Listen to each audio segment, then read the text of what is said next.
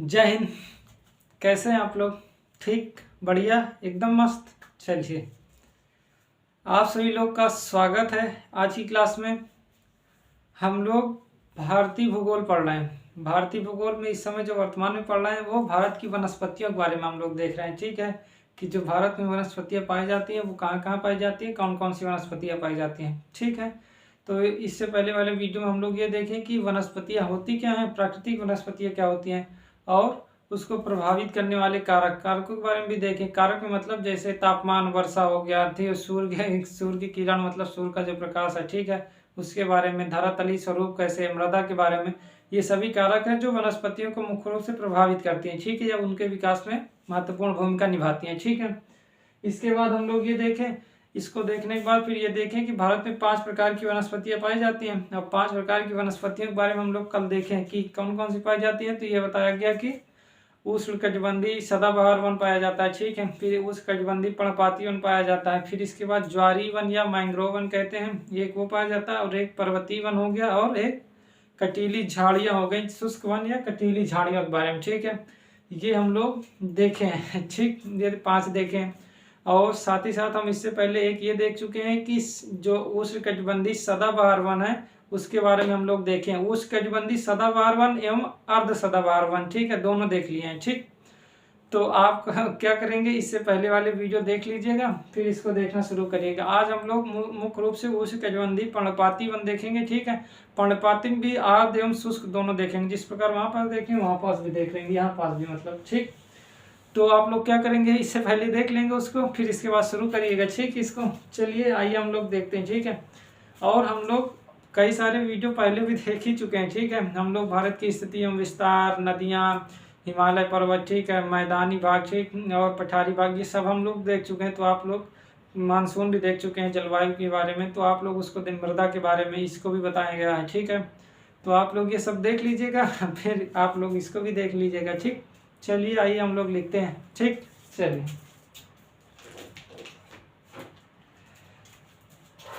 तो कल हम लोग देख चुके हैं कि जो उष्णकटिबंधीय सदाबहार वन देख चुके हैं। ठीक है, उष्णकटिबंधीय सदाबहार वन में एक सदाबहार वन देखें, एक अर्ध सदाबहार वन देखें। ठीक है, सदाबहार वन में 250 सेंटीमीटर से अधिक जहां वर्षा होती है वहां सदाबहार वन होता है, और अर्ध सदाबहार वन वहां होता है जहां 200 सेंटीमीटर से 250 सेंटीमीटर के मध्य जहां वर्षा होती है। ठीक, तो सदाबहार वन होगा तो 250 सेंटीमीटर से अधिक होता है। ठीक, यदि 200 से 250 सेंटीमीटर के मध्य होगी वर्षा तो वहां पास अर्ध सदाबहार वन पाई जाती है। इतना देख लिए हैं।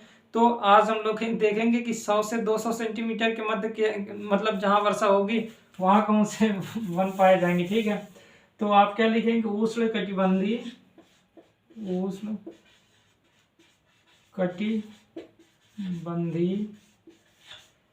पर्णपाती वन। क्या लिखेंगे, पर्णपाती वन। ठीक है, वनस्पति, तो उष्णकटिबंधीय पर्णपाती वनस्पति। ठीक है, तो इसमें सबसे पहला जो आएगा वो होगा आर्द्र। ठीक है, आर्द्र पर्णपाती वनस्पतियां। ठीक, एक आर्द्र होगा, एक शुष्क होगा। ठीक है, तो उस हम दोनों देख लेते हैं।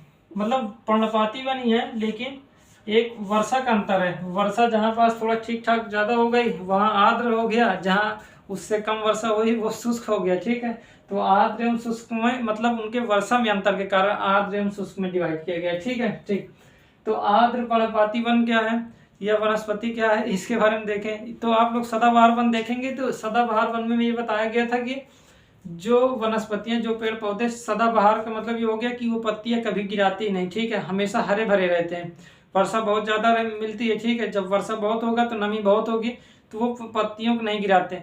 लेकिन पर्णपाती वन मतलब पर्णपाती का मतलब पर्ण मतलब पत्ती, पाती का मतलब गिराना, तो पत्तों को गिराना। ऐसी वनस्पतियां, ऐसे पेड़ पौधे जो पत्तों को गिरा देते हैं। ठीक है, कब गिराएंगे, जब जल की कमी होगी। जल की कमी कब होगी, शुष्क ऋतु में या गर्मी की ऋतु में। ठीक है, जब ग्रीष्म ऋतु में वर्षा से पहले की स्थिति जब क्या होती है, शुष्क ऋतु होता है, तो उसमें वर्षा वर्षा नहीं होगी, और क्या हो जाता है, वाष्पित होता रहता जल। तो यदि पेड़ पौधों में पत्ते होंगे तो क्या हो जाएगा, पत्तों के माध्यम से जल वाष्पित हो जाएगा। तो पेड़ पत्ते चाहते हैं कि वो अपने जल को अपने पास रखें, ठीक है, वो वाष्पित ना होने पाए। इसके लिए आवश्यक है कि वो अपनी पत्तियों की गिरा दें, क्योंकि पत्तियों के माध्यम से क्या होता है, जल वाष्पित हो जाता है। तो जब पत्तियां गिरा देंगे तो उसमें जल स्थिर होगा, तो वो शुष्क ऋतु में भी जीवित रह सकेंगे, ठीक है। ठीक, तो आर्द्र पर्णपाती वनस्पति का मतलब ऐसी वनस्पतियां जो अपने पत्तों गिराती है वो पर्णपाती कहलाते हैं, ठीक है। ठीक, तो आर्द्र में हम लोग देखते हैं कि सबसे पहले पर्णपाती क्या है, इसको लिख लीजिए। फर्स्ट पॉइंट, जो वनस्पतियां शुष्क ऋतु अथवा ग्रीष्म ऋतु में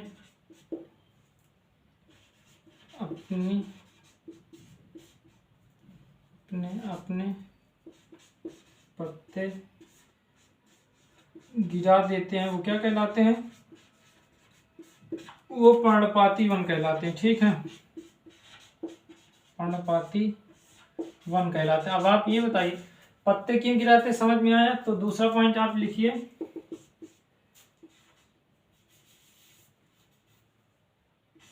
जल को वाष्पित होने से, जल को वाष्पित होने से बचाने के लिए पौधे या पेड़ पौधे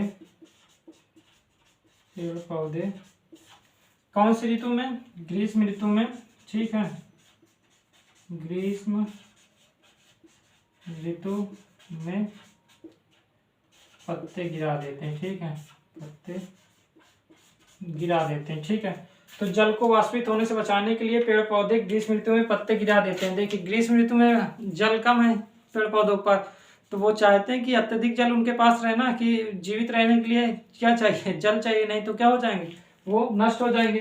तो जल को वाष्पित होने से बचाने के लिए, क्योंकि पत्तों के माध्यम से जल वाष्पित होता है, तो बचाने के लिए पेड़ पौधे ग्रीष्म ऋतु में पत्ते त्याग देंगे। जब पत्ते त्याग देंगे तो वाष्पन कम हो जाएगा, मतलब होगा बहुत माइनस होगा, ठीक है, तो कम हो जाएगा, तो जल उनके पास है तो वो शुष्क ऋतु में भी अच्छे से उगे रहेंगे या जीवित रहेंगे, ठीक है।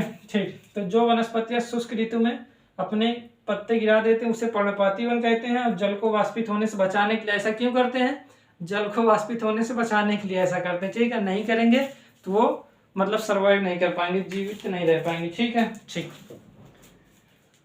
इतना लिख लिए, रफ करें ना आप,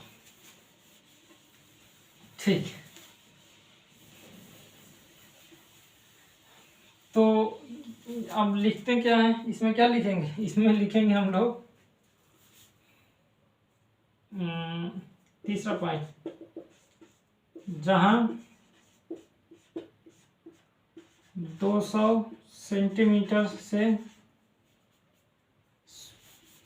100 सेंटीमीटर, 100 सेंटीमीटर से 200 सेंटीमीटर के मध्य वर्षा होती है, वहां क्या पाए जाते हैं, ये पाए जाते हैं आर्द्र पर्णपाती वन, ठीक है,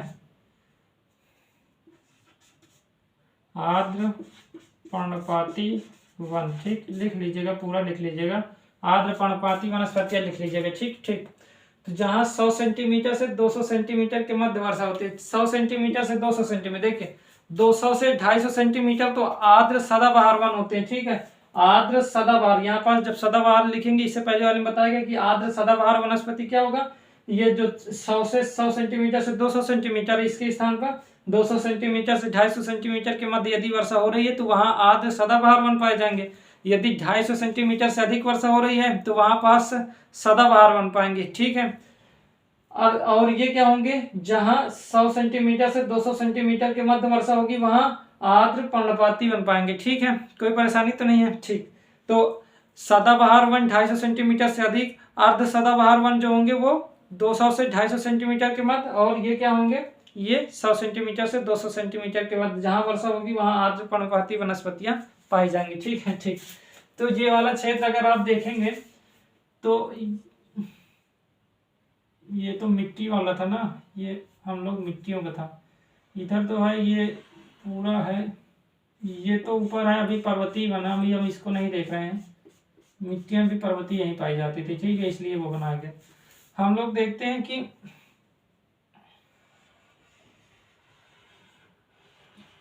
इसका कुछ भाग इधर कटीली झाड़ियां पाई जाती है, ठीक है, बीच बीच छोड़कर। ये वाला पूरा क्षेत्र क्या है हमारा, अब हम ऐसे बना रहे हैं, ये वाला पूरा क्षेत्र हमारा किसमें आता है, ये वनस्पतियां आती है, ठीक है। मतलब बीच बीच में ऐसा है कि अभी हम देखेंगे तो उस कुछ क्षेत्रों में ये किनारे वाले क्षेत्र तो मुख्य रूप से नहीं है, किनारे वाले क्षेत्र पर तो यही है, ठीक है।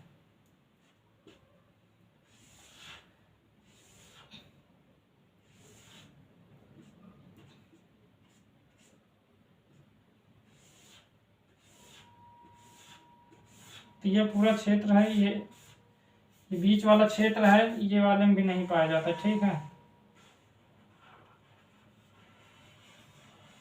क्योंकि यहाँ वर्षा नहीं हो पाती और ये पूरे क्षेत्र में पाया जाता है, ठीक है।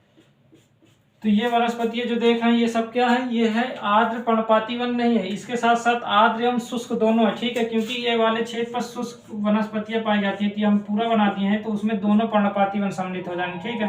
क्योंकि आंध्र प्रदेश में भी, कर्नाटक में, तमिलनाडु में भी क्या होता है, आर्द्र एवं पर्णपाती वन एवं शुष्क पर्णपाती वन दोनों पाए जाते हैं, ठीक है। तो ये दोनों है पर्णपाती वन इस क्षेत्र में पाए जाएंगे, उसमें आर्द्र पर्णपाती वन एवं शुष्क पर्णपाती वन दोनों सम्मिलित है, ठीक है, इसलिए बना दिया गया। ये वाला हो गया पर्णपाती वन का। ये जो पूरा क्षेत्र आप देख ही रहे हैं ये सब हो गया, क्या हो गया, सदाबहार वन का, ठीक है। इधर कटीली झाड़ियाँ, ये है पर्वतीय क्षेत्र, पर्वतीय यहाँ पास वन पाए जाएंगे, और पर्वतीय वन के बाद ज्वारी वन होंगे, वो किनारे किनारे पाए जाएंगे, इसके किनारे भी कहीं कहीं पास पाए जाएंगे, यहाँ पास, ठीक है। यहाँ पे गुजरात में भी है, गुजरात के किनारे वाले तट पर पाया जाता है, तो हम देखेंगे, ठीक है, ठीक। तो कोई परेशानी तो नहीं, ठीक है। तो जहाँ 100 सेंटीमीटर 200 सेंटीमीटर के मध्य वर्षा होती है वहाँ आर्द्र पर्णपाती वनस्पतियां पाई जाती हैं, ठीक। चौथा, ये हल्की व मुलायम होती है, ठीक है, मुलायम होती है, ठीक। हम लोग सदाबहार वन देखे थे, सदाबहार वन में जितनी भी थी वो भारी थी, और भारी होने के कारण भारी भी थी और क्या कठोर थी, कठोर होने के कारण उनको काटने टाइम परेशानी होती थी, और क्या होती थी, भारी थी, जिसको ले जाने में भी बहुत परेशानी होती थी। लेकिन ये क्या है, ये हल्की एवं मुलायम है, इसलिए ये आर्थिक रूप से बहुत महत्वपूर्ण होती हैं, ठीक है। वो आर्थिक रूप से कम महत्वपूर्ण है, कौन, सदाबहार वन, लेकिन ये शुष्क एवं मुलायम है और हल्की है, तो काटने में भी परेशानी नहीं होगी, और हल्की है तो ले जाने में भी परेशानी नहीं होगी, तो ये आर्थिक दृष्टि से महत्वपूर्ण है, ठीक है। ये वनस्पतियां आर्थिक रूप से महत्वपूर्ण, लिख लीजिए, आर्थिक रूप से सबसे महत्वपूर्ण, ठीक है, सबसे ज्यादा महत्वपूर्ण है, ठीक, महत्वपूर्ण, कोई परेशानी तो नहीं। तो ये वनस्पतियां आर्थिक रूप से सबसे ज्यादा, कारण ये है कि मुलायम है तो काट आसानी जाता है, ले जाने में भी हल्की है तो ले जाने में भी परेशानी नहीं होती, तो ये आर्थिक दृष्टि से मतलब उद्योग धंधों में जो प्रयोग किया जाता है मुख्य रूप से यही वनस्पति होती है, ठीक है। तो आर्द्र पर्णपाती वनस्पति इतना लिख लिए, आगे चलिए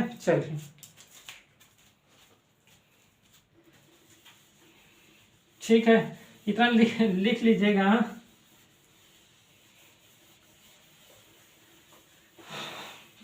देखते हैं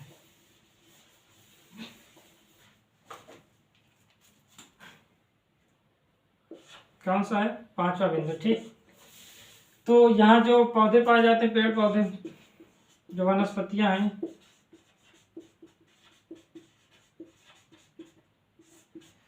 इसमें जैसे इसमें आप साल लिखिए, सागवान,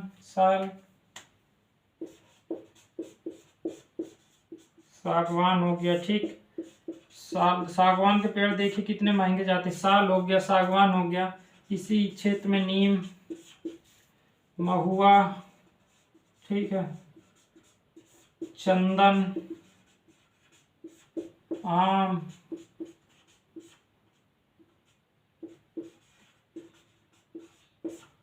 बैर और कुसुम इत्यादि कर लीजिए। शीशम, शीशम भी इसी में है,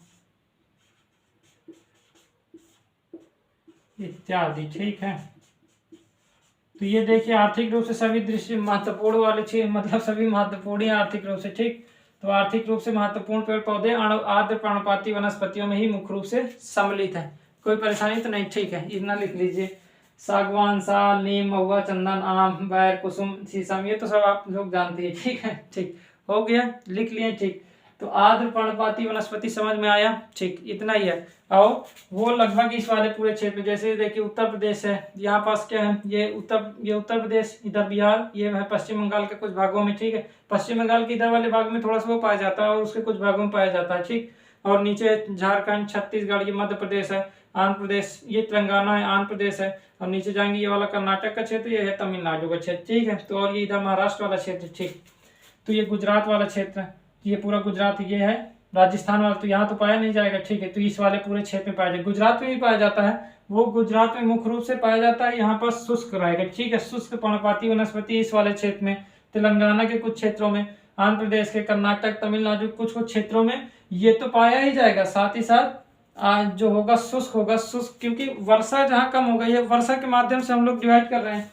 इसमें क्या था, 100 से 200 सेंटीमीटर की वर्षा जहां हो रही होगी वहां पास होगा, और हम लोग वर्षा हम सब देख ही चुके हैं, तो कोई परेशानी की बात है नहीं। ठीक है, ठीक, रफ करना है इसको। चलिए, तो यहाँ पास आर्द्र की जगह आप शुष्क लिख लीजिए। ठीक है,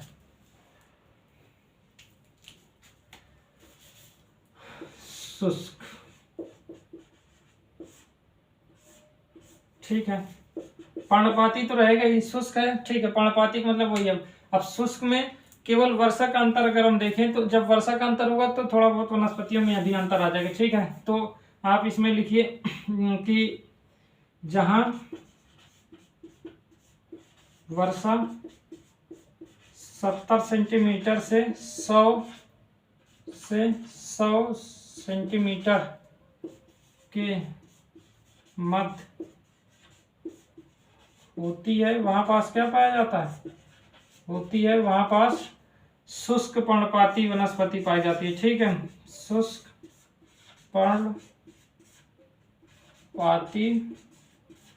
वन, ठीक है, वनस्पतियां पाई जाती है। ठीक, तो जहां वर्षा 70 सेंटीमीटर से 100 सेंटीमीटर के मध्य होती है वहां पास शुष्क वनस्पति पाई जाती है। ठीक, आर्द्र में क्या था, 100 से 200, यहाँ क्या है 70 सेंटीमीटर से 100 सेंटीमीटर के मध्य। ठीक है, वहाँ 100 सेंटीमीटर से 200 सेंटीमीटर तक है। ठीक है, ठीक, और 200 से 250 सेंटीमीटर अर्ध सदाबहार वन, और 250 से ऊपर होगा तो वो सदाबहार वन। ठीक, इतना लिख लिए। ठीक, तो ये भी उसी क्षेत्र में लगभग पाया जाता है। ठीक है, तो अगर इसमें थोड़ा बहुत लिखना चाहें, ये जैसे ये पठारी वाला भाग, ठीक है, उत्तरी व पश्चिम मध्य प्रदेश। ठीक है, ये गुजरात के कुछ क्षेत्रों में, गुजरात में मैंग्रोव वन भी पाया जाता है, अभी हम लोग देखेंगे।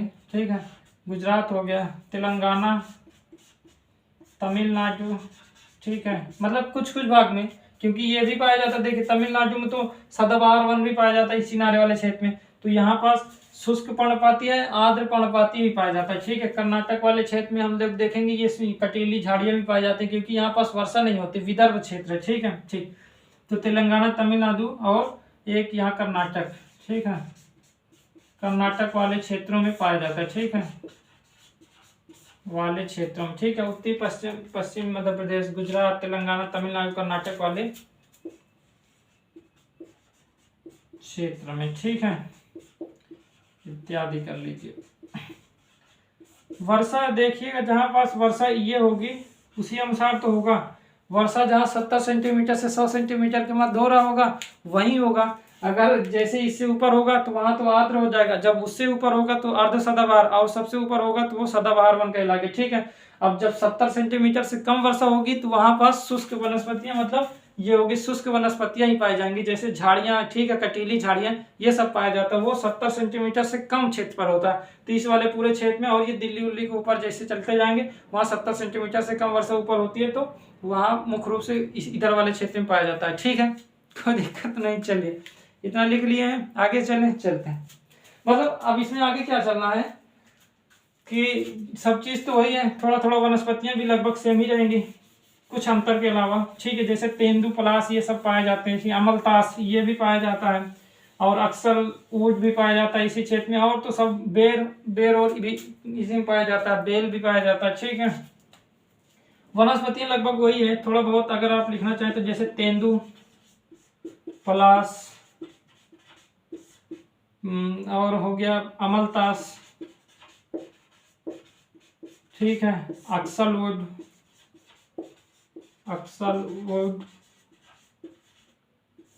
और लिखना हो तो अक्सरवुड के बाद एक आता बेल हो गया, इत्यादि कर लीजिए। ठीक है, तो वो वनस्पतियां मुख्य रूप से रहेंगी, ठीक है, जो हम लोग पर्णपाती में देखे हैं।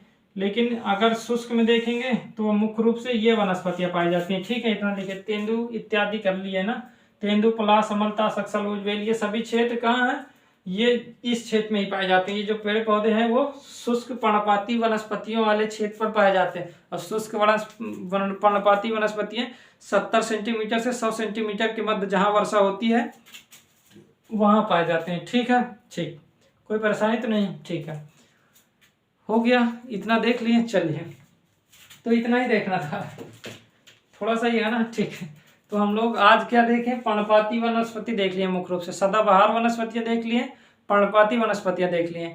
कल हम लोग देख लेंगे क्या हो जाएगा, ये कटीली झाड़ियां, ठीक है, कटीली झाड़ियां और मैंग्रोव वन देख लेंगे, और पर्वतीय वन, ये कल समाप्त हो जाएगा। ठीक है, ठीक, तो कैसा लगा थोड़ा सा ये ना बताइएगा जरूर। ठीक, और हम मिलेंगे अब कल। ठीक है, ठीक, बता जरूर दीजिएगा। ओके।